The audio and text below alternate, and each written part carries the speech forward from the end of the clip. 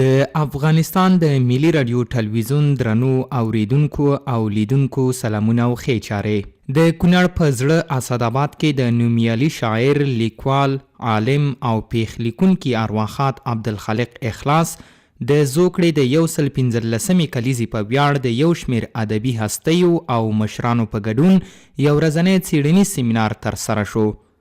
د سیمینار کوربه سمسور کونړ، خو تابعه یې د اطلاعات او فرهنګ وزارت د کونړ ولایت مقام او په دې ولایت کې د اخلاص فرهنګي ټولنې کړې وه چې د کونړ د ولي شجاع الملک جلاله او ولایتي چارواکو سربیره له پلازمینې کابل او ننګرهار ولایتونو څخه راغلي پلاوي په فرهنګي چارو کې د جمهور رئیس سلاکار، لیکوال او څیړونکي زلمی هیوادمل، د افغانستان د ملي رادیو تلویزیون عمومي رئیس محمد زرین انځور، د لوړو زده کړو وزارت سلاکار پوهان جمدر، لیکوال او څیړونکي حبیب الله رفیع، لیکوال او ادبي شخصیت محمد آصف صمیم، د علومو اکاډمۍ غړو، د ننګرهار ولایت د اطلاعات او فرهنګ رئیس او رنګ صمیم، د کابل پوهنتون استاد لال پاچا ازمون، د سیمهیزو مطالعاتو د دفتر مشر عبدالغفور لیوال، یو شمېر لیکوالو، د شعر او ادب مینوالو پکې برخه درلوده. دغه علمي او څیړنیزه غونډه د هیواد د ولسمشر ښاغلي حامد کرزي پر رالیږلي پیغام پیل شوه چې د کونړ د ولي شجاع الملک جلاله له لوري ولوستل شو. په پیغام کې ارواښاد عبدالخالق اخلاص د معاصرې دورې هغه یاد او منلی شخصیت یاد شوی و چې د خپلو خلکو د هوساینې په پار یې د شعر او نثر په خوږه او هنري ژبه نه هیریدونکي خدمتونه کړي. د جمهور رئیس ښاغلي حامد کرزي په پیغام کې ویل شوي و چې ارواښاد عبدالخالق اخلاص د هیواد د خپلواکۍ سپېڅلی مبارز، پر خلکو او وطن مین شاعر او لیکوالو چې تل د هیواد د راتلونکي په اړه فکر کاوه. د نومیالي شاعر او لیکوال عبدالخالق اخلاص د زوکړې د 115 کالیزې د مانځنې غونډې ته د افغانستان د اسلامي جمهوریت د جمهور رئیس جلال المآب حامد کرزي پیغام.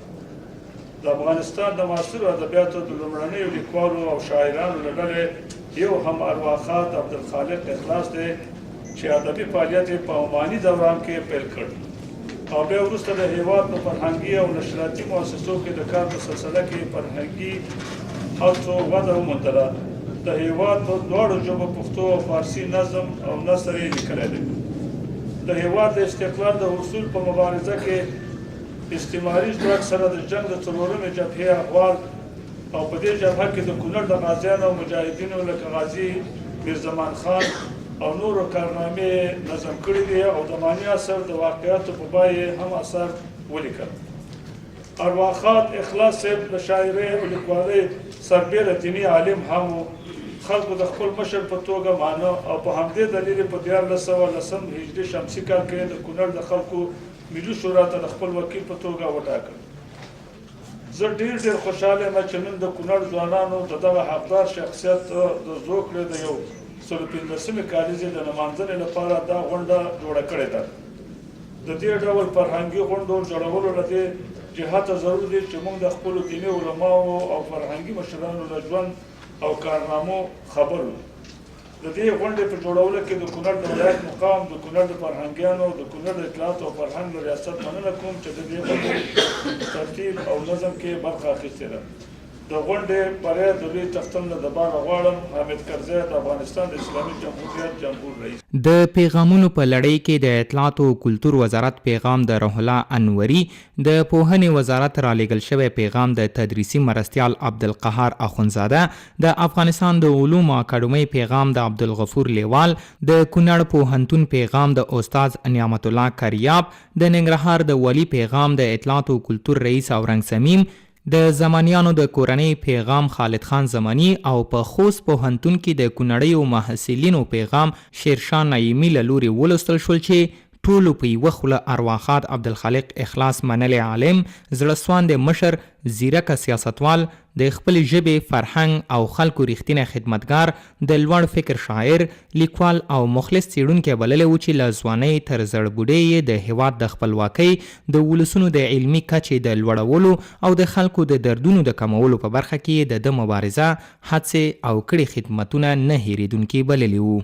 د افغانستان د علومو او اکاډمۍ غړي څېړندوی عبدالظاهر شکیب په خپله علمي لیکنه کې د ارواښاد عبدالخالق اخلاص د ژوند زوکړې او زده کړو ترڅنګ د هغه پر دندو کړو خدمتونو او د خپلواکۍ په سپېڅلې جګړه کې پر مبارزو بحث کړی و.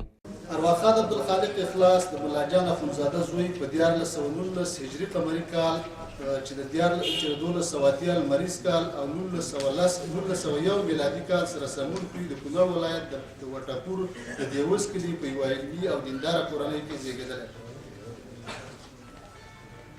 چې د زیږېدلې نیټه یې د ده له نامه او د زیږېدو له میاشتې څخه استخراج شوې ده. ارواښاد اخلاص د صافي قبیلې د ګوربزو د خاخ د خادخیلو پښې ته منسوب دی. 3 وروڼه او 3 زامن یې درلودل. د ده پلار ملاجان اخندزاده چې په 1404 لمریز کال مړ دی، یو عالم بافکره او هوښیار شخصیت و.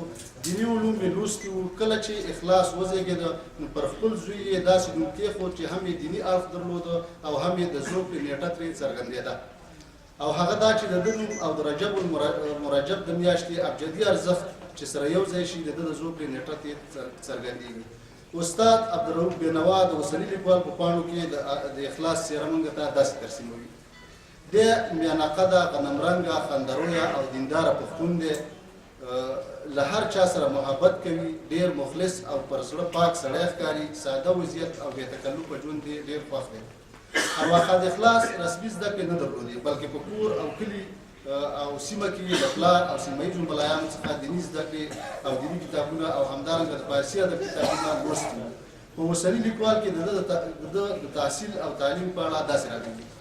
ده په خصوصي ډول تحصیل کړی. عربي او فارسي کتابونه یې له خپل پلار څخه لوستي دي، خو احادیث او تفاسیر یې یو ځای او بل ځای ویلي دي. اخلاص صاحب له پشتیوالي څخه د پښتو لیکل او لوستل شروع کړي او د پښتو د ادب سره یې مینه درلوده چې د همدې مینې په اثر به یې کله کله پښتو نظمونه هم ویل.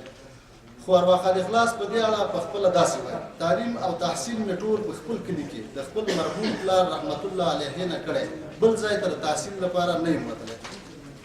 ارواښاد عبدالخالق اخلاص په 1403 لمریز کال په منګلو کې د ګډ ملا د بغاوت پر مهال په افغاني اردو کې پر رسمي خدمات پیل وکړ. لومړی د نظامي کنډک کاتب او بیا ورپسې د کنډک مشرۍ رتبې ته ورسېد. په 1410 لمریز کال د خپل قوم لخوا د ملي شورا وکیل وټاکل شو. کله چې د وکالت 3 کلنه قانوني دوره پای ته ورسېده نو په چغسرای کې د لومړني ښوونځي سرمعلم وټاکل شو. د ده د وینا له مخې په 1414 لمریز کال د پښتو ژبې د ترویج او تنظیم په غرض د نورو غړو سره کابل ته وغوښتل شو او هلته د انجمن ادبي کابل د ادبیاتو په شعبه کې غړی شو. کله چې په 1414 لمریز کال د کندهار ادبي انجمن او د کابل د ادبي انجمن له یو ځای کېدو څخه پښتو ټولنه جوړه شوه نو په همدغه کال نوموړی رسما د پښتو ټولنې غړی شو. تر یو کال تېرېدو وروسته په 1419 لمریز کال د اتحاد مشرقي د اخبار مرستیال وټاکل شو.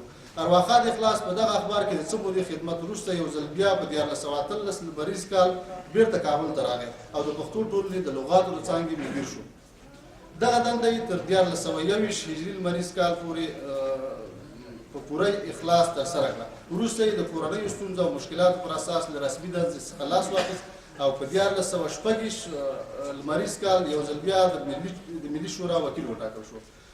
دغه دنده یې تر 1428 کال پورې ترسره کړه. له دې وروسته یې دولتي دنده نه درلوده او پر کور ناست و. د هیواد نامتو لیکوال او څیړونکي حبیب الله رفیع د ارواښاد اخلاص پر هغه مهم اثر چې لا تر اوسه د چاپ په ګاڼه نه دی ښکلی شوی په زړه پورې او خوږه لیکنه کړې وه. ښاغلي رفیع د سیف الامان اثر یادوه چې قلمي نسخه یې د ده سره شتون لري او په دې معتبر اثر کې د ده په وینا ارواښاد عبدالخالق اخلاص د ګډ ملا د بغاوت د ځپلو په موخه د یوه زړور سرتیري او کره پېښ لیکونکي په توګه برخه اخیستې وه. ارواښاد عبدالخالق اخلاص د هېواد یو نامتو لیکوال او شاعر چې د نورو لیکنو ترڅنګ یې تاریخ لیکنه او پیښ لیکنه هم کول. ده په نظم و نثر ګڼ کتابونه لیکلي او دیني، کلتوري، تاریخي او ټولنیز مسایل یې پکې راوړي. اخلاص یې په 1208 لمریز کال د افغانستان د خپلواکۍ غازي، د پیښو شاهد او د چترال په جبهه کې حاضر.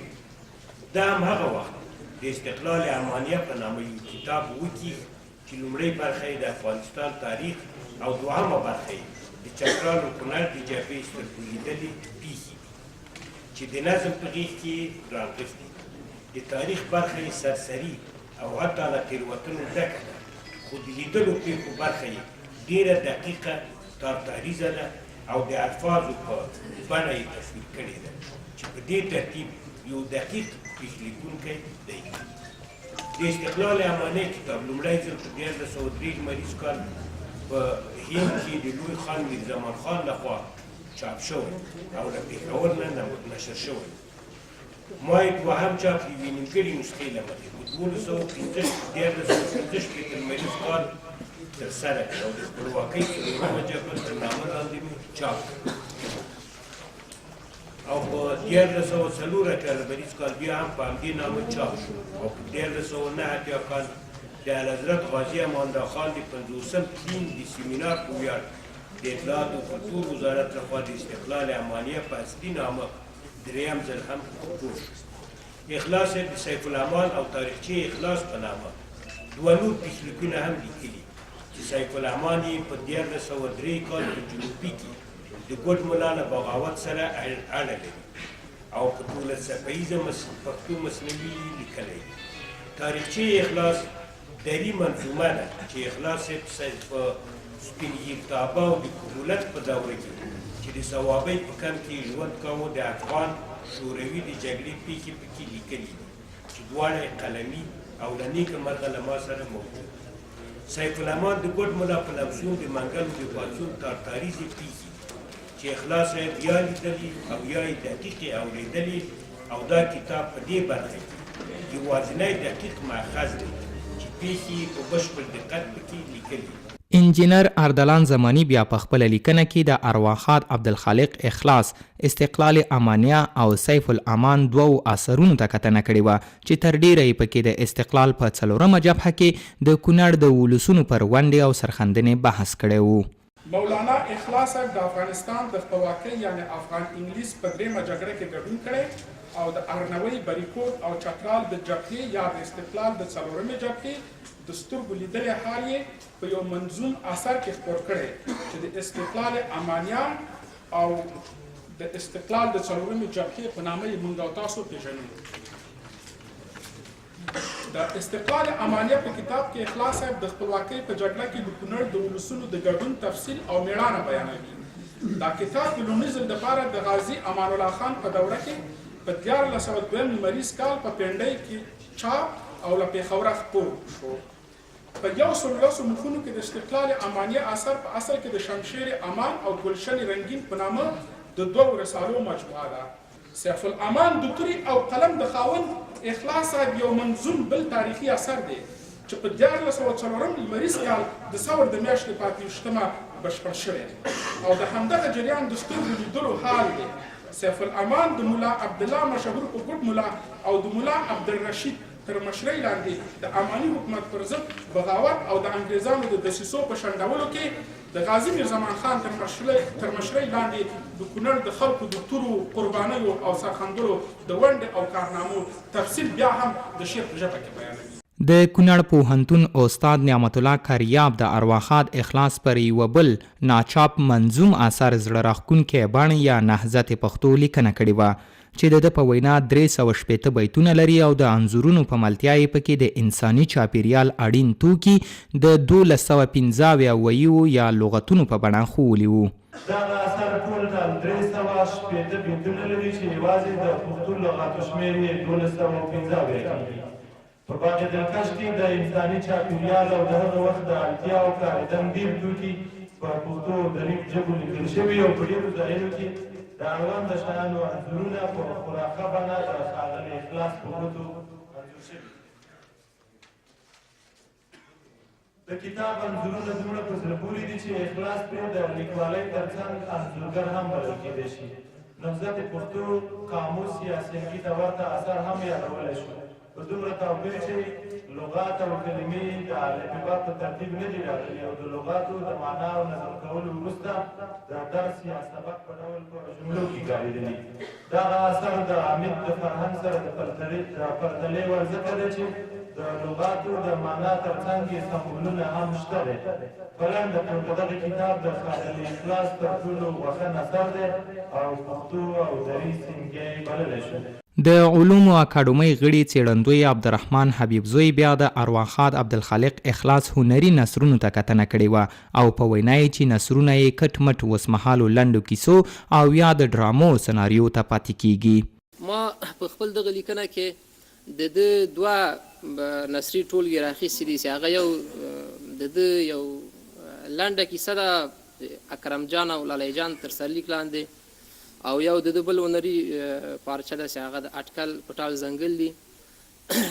یوازې په دغه کیسې تم کېږم دغه به زه یو څه جزیات ته یې راسم. دغه کیسه چې د لیکلې ده دا کټ مټ د اوسمهالي لنډو کیسو په څېر کیسه هم د پخوا په هغه وخت کې لیکلې ده معاصر دوره کې. دا ټول هغه د لنډې کیسې ځانګړنې لري. که چیرې زه دا ټوله کیسه ولولم دلته بیا هم وخت نیول کېږي. ما په دې کیسې کې یو شی چې وموندو د دې کیسې بڼه کټ مټ د اوسنیو فلمي سناریو یا د ډرامو سناریو ته ورته ده. د بیلګې په توګه د کیسه په څو برخو یا د اوسمهالي اپیسوډونو باندې ویشل شوې ده. بیا په هر اپیسوډ چې ختمیږي هلته دا یو انتباهي شعر یې وړاندې کړی ده. دا کیسه اصلا د بېسوادۍ او د ښوونځي په ارزښت او د اولاد په روزنه کې د ښوونځي ونډه په ده باندې سرخېدلې ده. ډېره ښه انتباهي او ډېره ګټوره کیسه ده. مولوي عطاالله نوري د ارواښاد اخلاص په اثارو کې دینی اړخ ته پام کړی و او دی د شاعر او لیکوال ترڅنګ د یو پیاوړي عالم په توګه راوپېژنده. د اخلاص رتبه اوچته په هر چاته ځکه خوی په صادقانو کې اخلاص دی.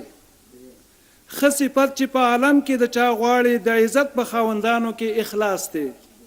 عبادت چې په اخلاص وي عبادت دی. بزرګي کمال خاصانو کې اخلاص دی. د دې نه وروسته اخلاص صاحب د ظلم غندنه کړې ده. البته دا عنوان ورته ما ورکړی دی. د هغه د شعر نه مې دا فهم راخستی دی.